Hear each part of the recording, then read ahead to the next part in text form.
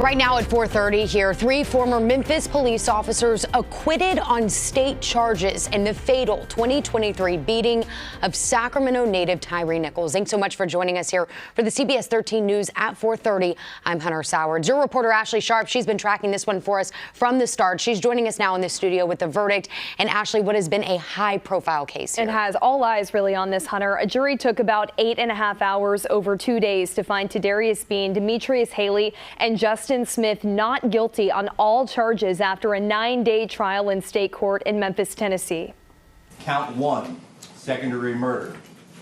We, the jury, find the defendant, Tadarius Bean, not guilty. Count 1. We, the jury, find the defendant, Demetrius Haley, not guilty. Count 1. We, the jury, find the defendant, Justice Smith, not guilty. Now, each of those defendants was charged with 7 different counts. And we know that those former Memphis police officers, like we said, have been acquitted. What those charges were originally was second-degree murder, aggravated assault, aggravated kidnapping, official misconduct, and official oppression.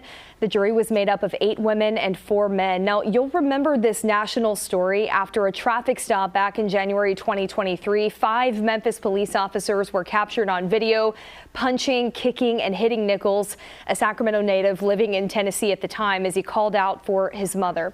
Nichols died 3 days after the beating. Prosecutors had argued the officers used excessive deadly force in trying to handcuff Nichols and were criminally responsible for each other's actions. They also said the officers had a duty to intervene and stop the beating. Shelby County District Attorney Steve Mulroy had this reaction to the not guilty verdict. Hard for us to imagine how someone could say that none of the defendants were guilty of any of the charges. What I do know is this: Tyre Nichols is dead and deserves to be alive. And that is a tragedy. Former Memphis officer Desmond Mills Jr. testified as a prosecution witness. Mills and another officer involved in that beating, Emmett Martin, have agreed to plead guilty to the state charges and are not standing trial under deals made with prosecutors.